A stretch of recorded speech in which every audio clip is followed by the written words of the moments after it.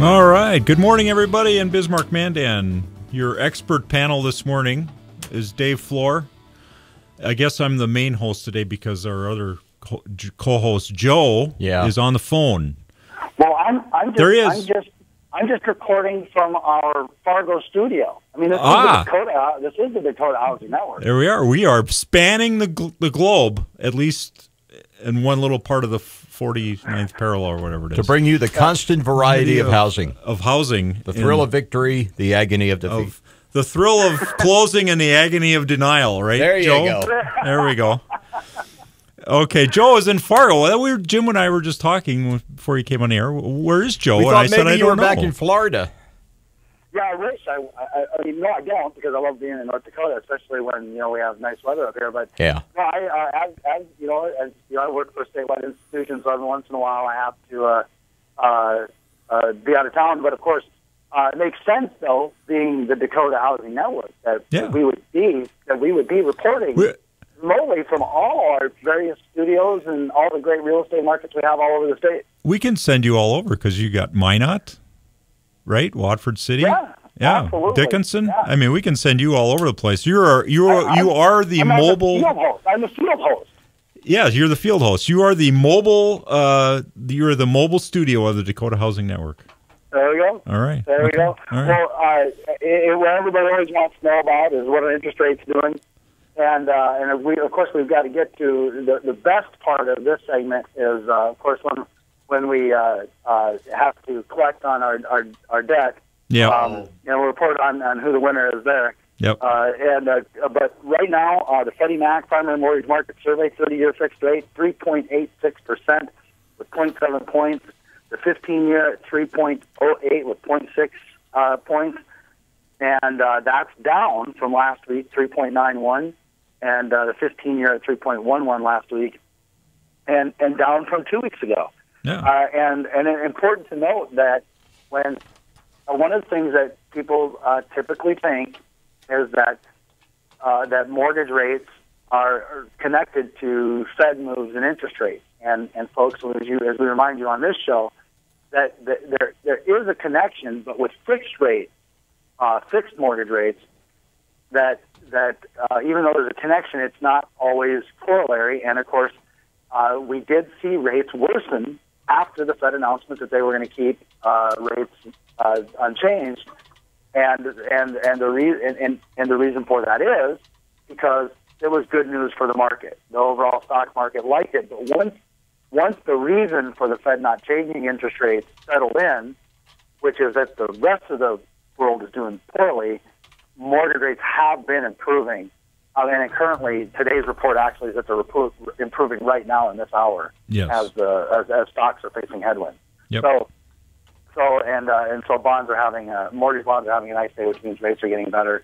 And Dave, as soon as I read the mortgage market update, Dave got some information on the Fed decision, and we'll get to that in just a second. But let's get the mortgage market guide on this beautiful Thursday. What did Bill Bodner and the boys at Mortgage Market Guide have to say? U.S. stocks are lower in sympathy with lower European markets on fear that the Germany's Volkswagen problems could spill over to BMW and other automakers.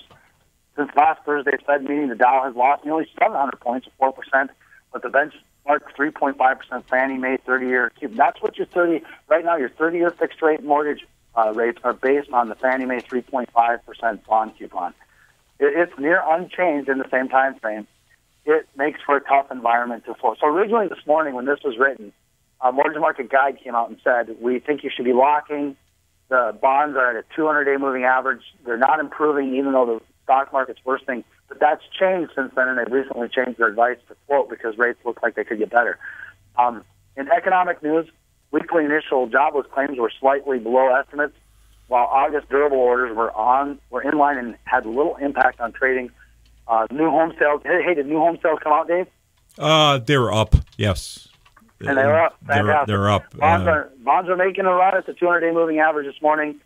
Prices are popping just above this important ceiling. We are not optimistic that bonds will overtake the ceiling, but we are willing to start today carefully floating.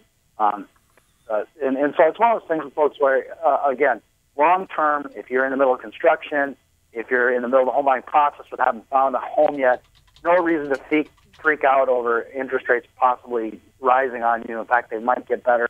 In the meantime, if you've locked an interest rate, you've done a pretty good job of both getting a good rate and protecting yourself, because if rates don't get better, they for sure are going to get worse from here. So, yeah. And that's where we're at with the interest rate update. Dave, you got something on with the Fed's decision, and why the Fed decided to leave rates unchanged. Yeah, well, we had a bet, as everybody knows, and I on that the Fed would raise their overnight rate at their September meeting, and they did not do that. So I have lost, and for some reason, Greg Larson gets lunch out of the deal. It seems to make sense in the real estate world, though, that that's how it works. It's a little topsy-turvy. Somebody else benefits from my agony, but, that's okay. But, Joe, you're invited. It's like a G fee, Dave. It's a G fee. That's what it is. It's a G fee. It's a G fee being used to pay for something else, yes. We raise the fee on mortgages to pay for unemployment and roads, and so we make a bet with you. You lose a bet to me, but somebody else gets lunch. But Greg Larson gets lunch out of the deal. Yeah. It's a G fee. It makes perfect sense in the mortgage world. Okay, I stand corrected. Okay. Well, Greg is happy that he's the recipient. I know that because I saw Greg last week at the Realtor Convention. So anyway, but you're invited too, Joe. Thank you. Yeah. Okay. All right. No, I was facing a stacked deck, I'll have to say. Because John Malden, who you and I both read, we haven't really talked about anything John's done recently, but he had his. It's because his message hasn't changed for 6 years. Yeah, he's been pretty steady and he's been pretty correct. But his September 19th thoughts from the front line, he talked about that the Fed punted again on the rates. They have a new set of excuses, and he. Instead of writing something himself, he actually went to a friend of his, Peter Bukvar, and he took what this guy wrote and he said what he said. But the bottom line here is what they're talking about, that they're concerned that the Fed they're not going to do anything with rates because they don't expect the economy either here or globally to get much better than what it is right now. And what they're saying is, as Peter Bukvar writes, bottom line, the problem now is not when the Fed will raise rates or not. It is the paralyzing discussion about when will they eventually raise rates. We get to do this all over again as the committee continues to day trade every data point, not only in the U.S. but globally. So, Jim, are you kicking us off now? Okay. Yeah. Okay, so we have to take a break, and we'll come back to the rest of Mr. Malden's article here. And on the Dakota housing. Why did the Fed leave rates unchanged? After the break. Absolutely. Sometimes she's here, sometimes she can't be found. Turn around. Right now, 63. News headlines and weather together. Live on Super Talk 1270. All right. A little Hall & Oates this morning. On Early Hall & Oates. Dakota Housing Network.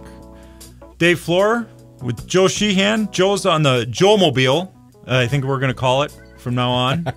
As he's at a remote site in Fargo, in the Joe-mobile. We're broadcasting from across the state, globally, statewide, if that makes any sense at all. It doesn't, does it? It does, actually. Okay, all right. Yeah. Okay, folks, before the break, we were talking about interest rates as we normally do in the first segment, and about the bet that I lost to Joe, which it was a gain for Mr. Greg Larson. I have to buy him lunch. And we rationalized why that absolutely works in the mortgage field because we charge a fee to somebody else and somebody else benefits from it. So that makes perfect sense, as Joe figured that out. But we were discussing an article written by John Malden in his Thoughts from the Frontline newsletter, which anybody can pick up. It is free, and John Malden is Joe. He's one of the smarter guys in the country, isn't he? Yep. But to your defense, though, Dave, on your choice to bet on the Fed moving interest rates at this point is exactly what you're reading in John's article. It's the idea that really the world is paralyzed with the idea that at some point the Fed has to inevitably raise interest rates. They have to. Yeah. They have to inevitably change the current position from zero to something. Yeah. And so someday there's going to be an interest rate hike. And this one that was coming up, and But where I think you're not giving yourself enough credit with the idea that you're saying the deck is stacked, is the deck is stacked in terms of the contrary voices. John Malden, Barry Habib, Bill Bodner. You and I have been students and disciples of the contrary voices regarding the economy. And that's why we have been predicting. Some of our predictions have been right on. But every one of our predictions that we made have almost been in complete contradiction to what the majority of economists are saying, what the majority of analysts have been saying. And in this case, when we talked about this a couple months ago, it was a foregone conclusion by a majority of the mainstream voices in the economy that the Fed was going to have to raise interest rates this time before the end of the year. Yeah. I think primarily to try to set the stage for 2016 economy moving into an election, and they didn't do it. All right. Well, Malden goes on in his article here. It actually, this does impact everybody because it's starting to impact companies, how they're doing business, et cetera, and that translates back down to jobs that are available.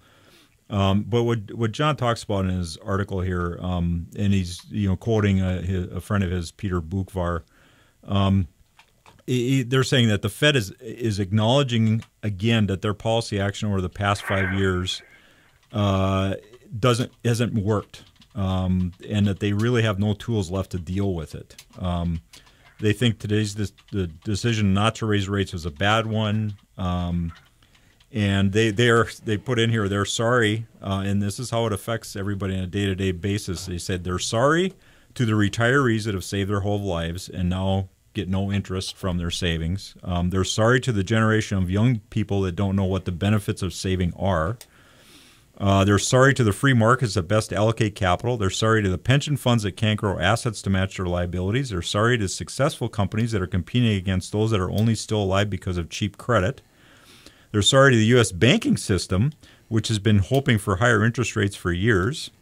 They're sorry to the industries that have seen a pile of capital, namely the energy sector, enter their industry and have been or will see the consequences of too much capacity, which we are seeing today. Yeah. I'm sorry to investors who continue to be bullied into making decisions they wouldn't have made otherwise. And I'm sorry for the bubbles that continue to be blown. And again, they're sorry for a lot of those apologies. who don't want to hear this. Where's that Brenda Lee record? It kind of that apology to everybody, it kind of is really showing what the effect here is. And Joe, to your point about economists here, Malden goes on to say the Fed is massively dominated by academic Keynesians, and they've demonstrated that conditions for normalizing rates are far more stringent than what they've led us to believe they are. Basically saying that the Fed is looking at all this data, and they just, it comes down to they're frozen in place almost, and they just don't. They're not sure what to do. Brenda Lee's, I'm sorry. Very good, Jim. And the Federal Reserve, it's got staff economists in the hundreds, and they create all these models to guide their actions. And, we know that's how this works. And really, the models haven't really worked. Malden says, hey, they haven't worked for decades, and that should really give us pause. And Janet Yellen admitted in her press interview after their conference last week that the models don't appear to be working. Joe, do you think that's to me that's the case? Is the Fed they're just kind of frozen, and it affects so much. Well, Malden put this out a long time ago, where he said it's pain now or pain later, and this was a long time ago. He said this. Yeah, and he said we really have a choice where we can take the pain now in the economy by doing the right things like raising interest rates or whatever it is, and we can rip this Band-Aid off and we can deal with it. Or what we can do is we can go through a lot of agony over a very long time. Well, we've tried to choose what we thought was a gentle slope, and I think what we're realizing is we can't avoid the pain. It's kind of like for those of us who grew up when you got spankings, right? Yeah. It's kind of one of those things where once you knew the spanking was inevitable, the worst thing in the world was have to wait for it. Right? Yeah. You knew it was coming. You just wanted to get it over with, and the longer it went on. But there's another side of this too. As some of us who are old enough where you may have delivered a some corporal punishment in your time, is the longer you wait to deliver it on the other side, the harder it gets for you too. It's much easier to deliver, a lot easier to deliver the pain in the moment. But if the pain is inevitable, it gets harder and harder. It's like the longer the Fed waits to raise interest rates, the harder it is for the Fed to deliver the pain of higher interest rates. Yeah, well, the corporal punishment, that's an interesting thing. But, it's like, your mom would say, well, wait till your dad gets home. So you sit there all day and you're, oh, man, am I going to get it when Dad gets home? But then Dad comes home and it's not that bad. And you never got whacked, but then you keep doing something wrong and it kind of builds up over time. And then when you do finally get it, boy, did you ever get it. Right. And that's the thing, is that the longer it waited, the more Mom didn't care if you got spanked, right? Yeah. But yet at the same time, the problem hasn't been corrected. Right. And so eventually, when it's going to get corrected, it's going to have to get corrected in a big way. And you haven't avoided anything.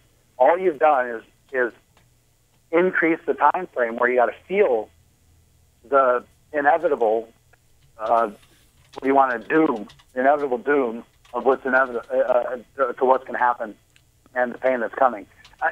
Malden's been ahead of this. He's been on it. Habib has, and Bodner has, Morgan Guide has. The problem is none of them are the mainstream voices in terms of what's been talking about this. And so this time, I got to be honest with you, this was the least sure I'd ever been about what the Fed was going to do. Yeah. Well, Malden goes on. I think this is interesting. Malden thinks it's now quite possible that the next significant move by the Federal Reserve will be to initiate QE4. When the economy once again weakens or dips into recession, remember that there's always another recession. The business cycle has not been repealed by leaving rates at the zero-bound area. And that's the only tools they have left. This is a record-breaking cycle without a recession. Yeah. Is it not? It's right up there, I believe. Yeah. And so he's exactly right. We're due for a recession, and when you go into a recession, what do you have to do with interest rates? Usually you lower them. No. And you can't go there. Yeah, stimulate spending. Yeah. And, then he says it. The QE is one of only two weapons they've still got in their arsenal. The other one is negative rates. And, boy, that would be interesting, huh? If they went negative on us. So you go from... So you don't have the ability to lower rates because they're already low. So you're right. The only thing you can do if you hit a recession is spend money. Yeah, exactly. So John is saying, hey, don't be surprised if there's a QE4 if they don't raise rates come now they're saying they could do it in the October meeting or the November or December meeting, whatever it is. So if they don't do that, it could be very interesting. Do you think if Greenspan were still in there, he might have rolled back the interest rate? Roll it back up. I know it's pure speculation. It's academic. I'd be surprised. I don't know. You think so? I only ask. Here's my reasoning, and tell me if you think I'm full of beans. Greenspan was a pro-market guy, a Milton Friedman type of guy, philosophically, and those guys have a fetish about holding back inflation. Yeah. So I'm thinking he would use any opportunity, any pretense that he could get to put a damper on the spending by hiking the interest rate. I would think. Yeah. I could be wrong. Yeah. And it goes back to, like I said, the models that they use don't. How can you account for all the interactions that happen in an economy, not just in our country but globally now? I don't know the big picture. How do you account for that in models? It's better to keep things simple. Yeah, I think so. Anyway, we come back on the Dakota Housing Network. Joe, we've got some other stuff we can talk about to get away from this boring. We got some articles on Elliot Eisenberg's group, by the way. Here's was in town with the HBA again, so he's got in North Dakota all the time. Yeah. And I got a great article on 15 things this guy hated about buying his home. There we go. Well, that sounds good. All right, we'll be back on Dakota Housing Network. Right now, 63. Here's Sean Hannity, weekday afternoons on Super Talk 1270. All right, we're having It's a Laugh with Hall & Oates. I love this song. Song was out when I first got into radio, fall of 1978. 1978. It's a laugh. I love the saxophone right there at the beginning. All right. Kind of drones on. Okay. Well, folks, Dave Floor here at Dakota Housing Network, Jim Walsh on the board, and Joe Sheehan and the Joe Mobile out in Fargo today. Joe man. Yeah, we're gonna play the Batman theme for you. Atomic batteries to power, turbines to Right? speed. You know, one of the reasons why we have been, really pessimistic about the idea of the Fed raising interest rates today. This a long time ago, under Bernanke, they tied the Fed action to employment. Yeah. And Elliot Eisenberg does a great job. You go to Econ, what is it? Graphs and Laughs. Yep. Econ70.com, I believe. You go there. He does a great job of summarizing economic stuff, and so like one of the things that he reported the other day, the number of full-time workers peaked at 121.9 million, while the number of part-time workers totaled 24.8 million. This was back in 2007. Okay. Including 4.3 million part-timers who couldn't find full-time work. And this is how they figure out the labor part. They use these numbers, folks, to figure out the labor participation rate that you've heard Dave and I talk about a lot. Last month, the number of full-timers hit 122 million, finally surpassing the old record. The number of part-timers is stable at 26.9 million, while the number of part-timers who can't find full-time employment is up 6.5 million and steadily and pleasantly declining. The only problem is those numbers in some way sound good because they're improving, but the thing to remember is think about what the population is since 2007 versus 2015, 8 years ago. And then there was also an article put out by Elliot that talked about how we were still at 1999 in terms of household income. Yes, I've seen in that. In terms of real dollars. Yep. And so, and since the Fed has tied the interest rate to employment, and until they make an announcement that they're going to philosophically change that, I think we have to believe that until we see a significant turn in the economic picture of households, where salaries are increasing and full-time employment and gainful employment is on the rise with people who are looking for work, lowering and replacing the kinds of incomes they lost in the crash.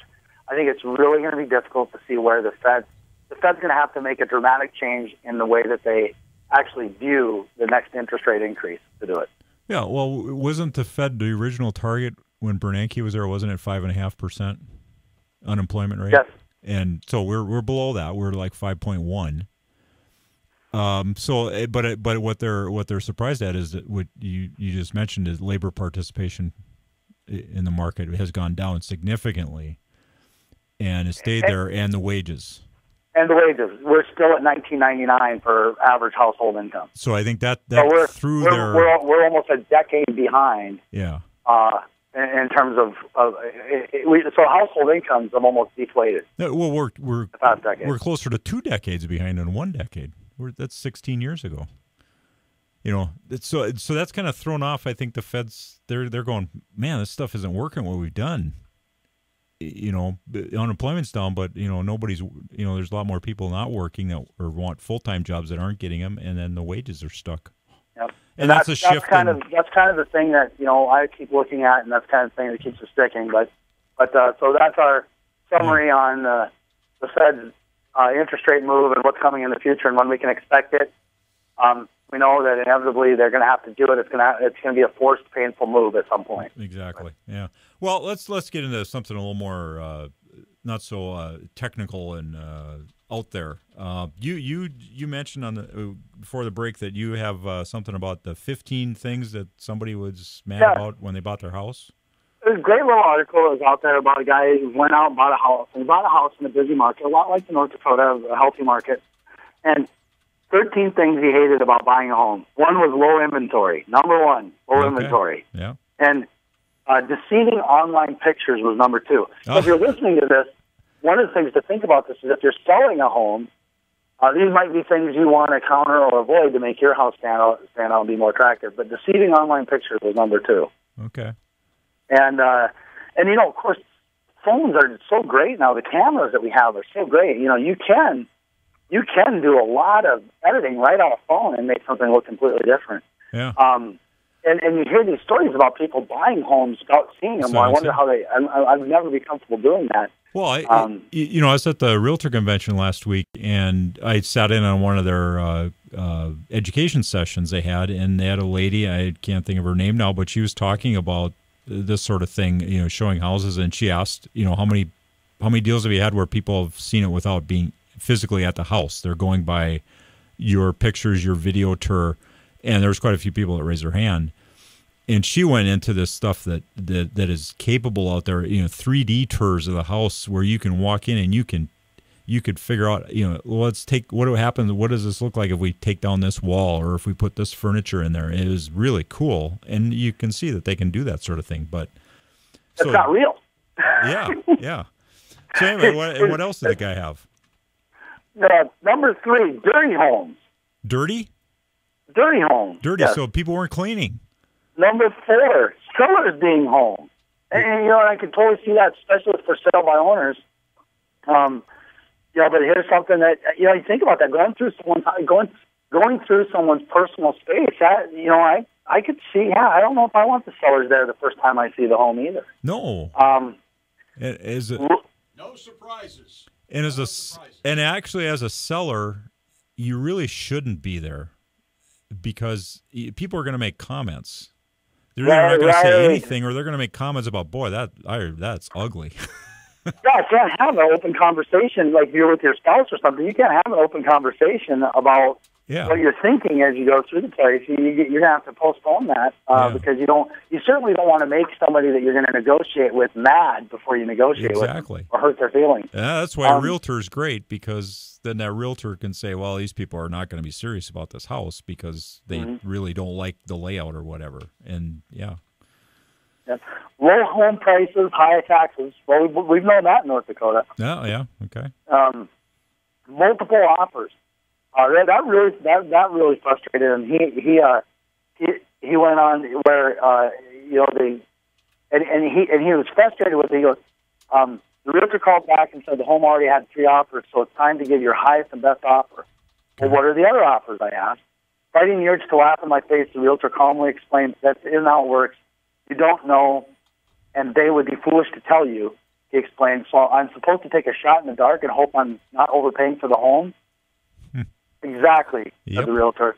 And that's how the market works. But we have that situation happen a lot. Contingencies. And he talks about the frustration of he has a home, and of course, in a busy market, there's a lot of the sellers don't want to have to wait for you to have to sell your home, and they won't accept your offer with contingencies. Right. Number 8, feuding lawyers. Now, we don't have that much of that going on in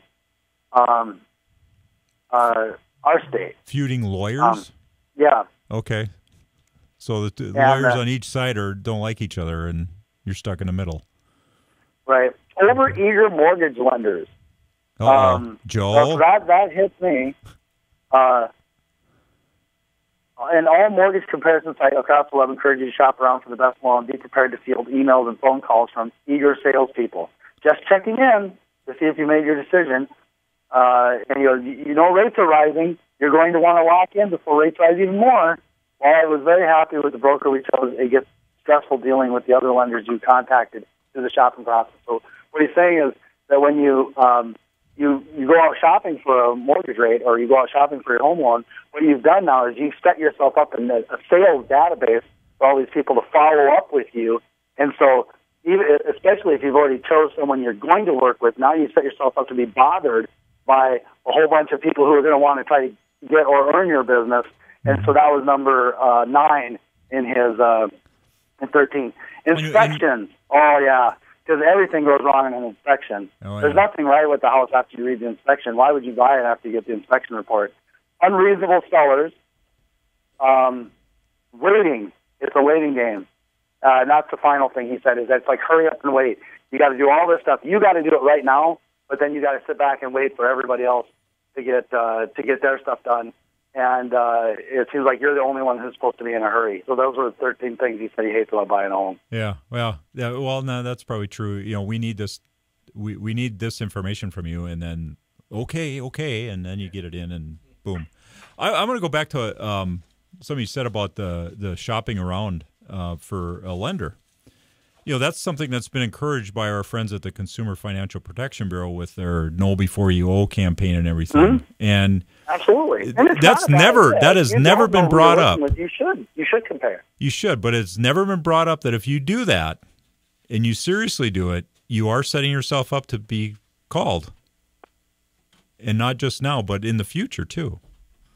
I mean, somebody's going to stay. Some people are going to keep that person's name in a database, whether they did a deal with them today or not. And as soon as interest rates go down, they're going to be calling them and say, "Hey, maybe you should refinance or home equity or whatever it might be." So, yeah, and mortgage loan officers typically, no matter what institution they work for, they have aggressive sales goals.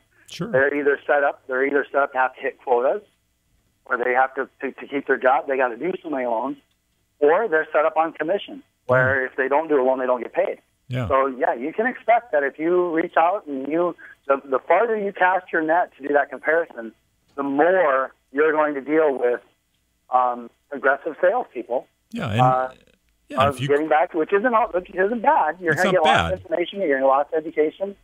But you are going to deal with a lot more calls and stuff and follow-up than you would if you just just knew someone you have trusted, or you already have a relationship with a mortgage lender. Yeah, understand what you're doing when you go and shop around.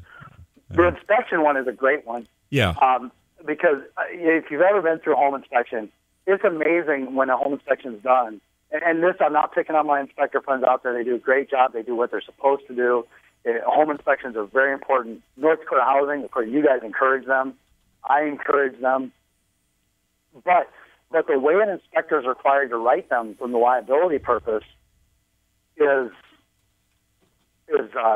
scary. And so you read your inspection report, and I remember, I'll never forget this one time. I was like, the way they have to write it for liability purposes, it said outlet compromised loose screws should be inspected by qualified electrical expert. Oh. And I go, I'm sitting there going, I call the inspector because seriously, I was like, this was going to hold up a closing. This was going to hold the sale. I call the inspector. I go, what the heck's wrong with this outlet? My God, it sounds like the house is going to burn down. And they have to say that too. What the dangers are? Yeah. Potential fire hazard. Yeah. And I said, all right. What's wrong? Okay. And he said, you got to tighten the screw on the switch plate. Yeah.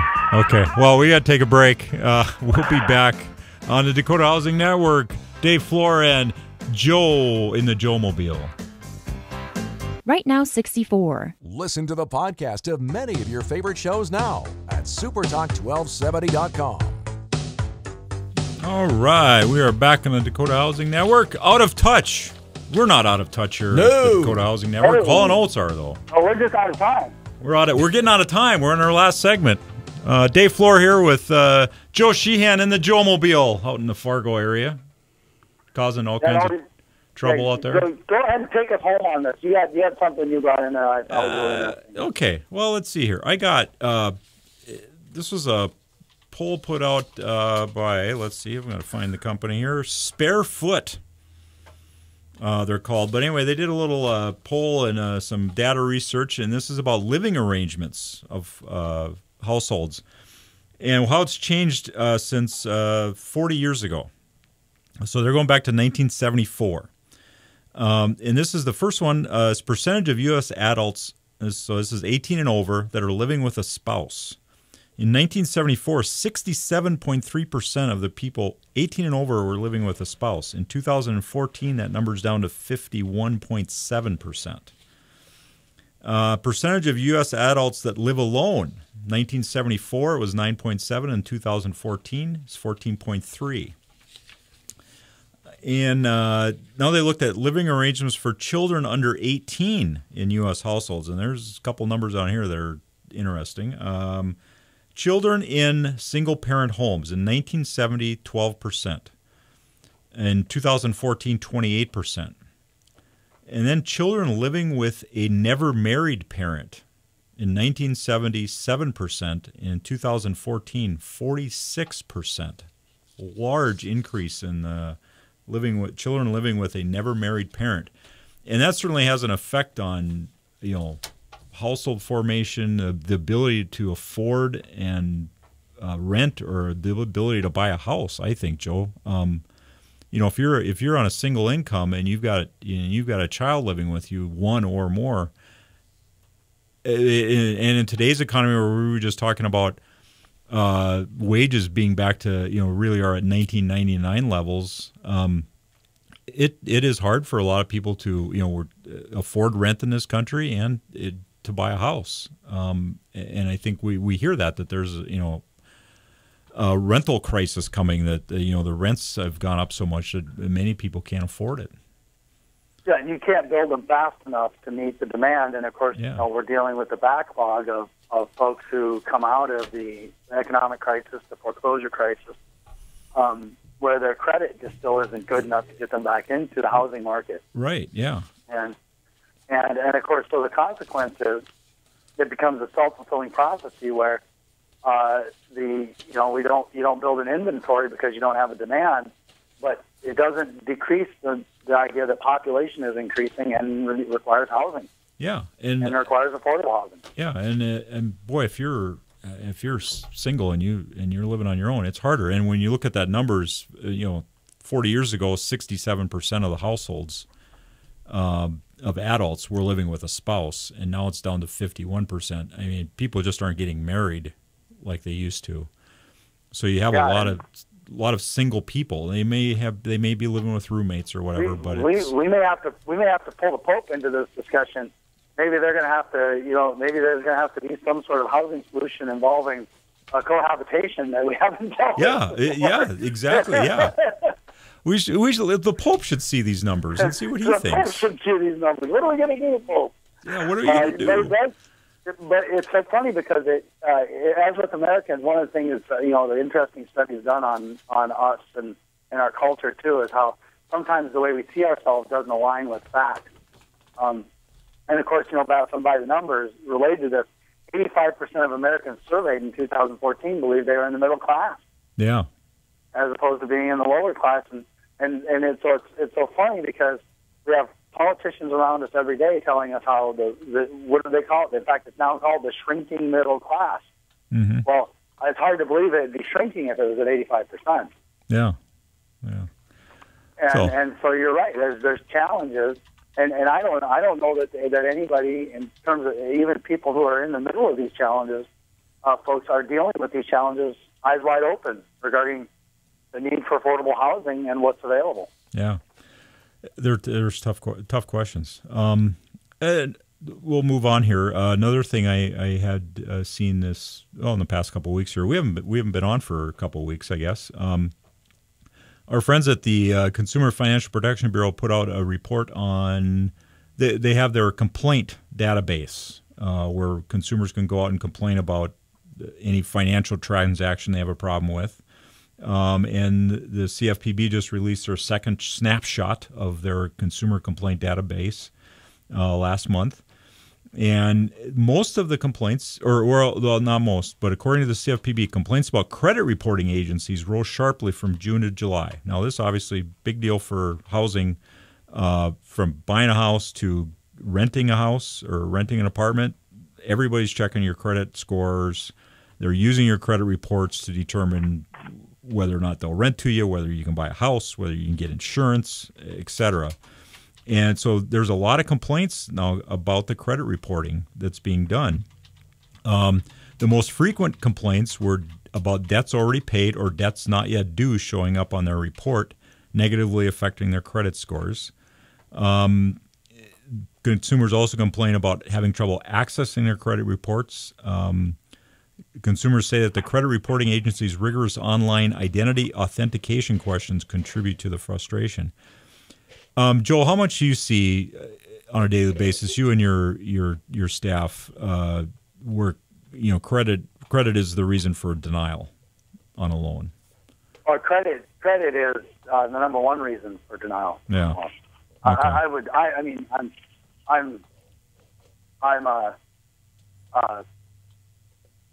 it's intuitive. I don't have facts on that, but Yeah. when I think through each scenario, even what we're allowed to approve in terms of income exceptions starts with credit. So, for example, I can get FHA loan approvals for people with debt to income ratios as high as 55%. If their credit's good. But if their credit's good, if I got someone with a 760 credit score, the automated engine for FHA may come back with risk grade that approves that on the scorecard. But if you have a lower score, 660, you for example may get denied. Yeah. Even if you made more money. So you might have a 49% debt to income ratio, but you'll get denied because the scorecard, the first thing it's going to do is look into what's going on in the credit that created the 660 score. Yeah.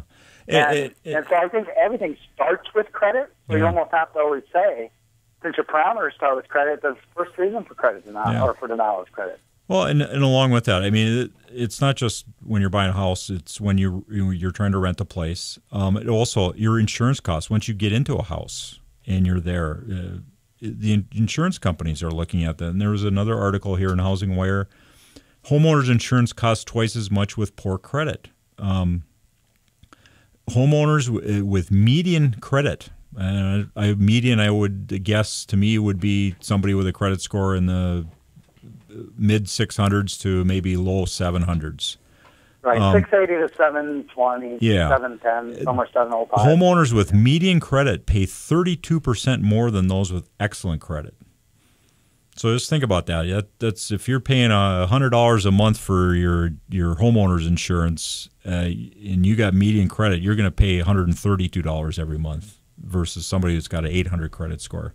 So it makes a big difference. And we've run into cases at our agency where people, I believe, have lost their insurance because their credit has gone down, and they can't get it. Have you run into that anywhere where somebody can't get their homeowner's insurance?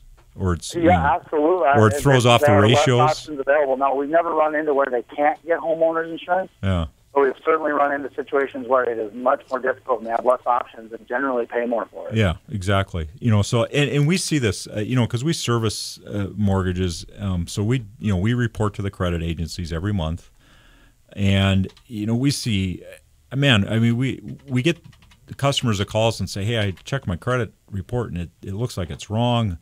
And we go out and look, and they're right. There is something wrong. It's not being reported correctly. And we go back and we look at our data, and it looks like it's what we're submitting seems to be correct. And we'll go out and correct this online and stuff. But then it still keeps cropping up. And so I think the credit reporting agencies, at least from our perspective, they have a data integrity problem out there. So it really pays for people. You really got to stay on top of your credit reports. So, again, where do you guys? Is it annualcreditreport.com or free annual credit report? Yeah, it's annualcreditreport.com. Yep, that's where you need to go. Annualcreditreport.com. Great place to go. Make sure that your stuff is out there and it's correct. Yeah. Sounds good. All right. Well, Jim is trying to knock us off the air here with the music. So, Dakota Housing Network, Joe Sheehan at the Joe Mobile in Fargo. Thanks for calling in, Joe. Mobile. All right, Dave Floor here. And next week, Greg Larson's in, and I believe Greg has a guest, home inspector, which we just talked about. So everybody tune in next week with Greg and home inspector. Check us out on YouTube or on the podcast on supertalk1270.com.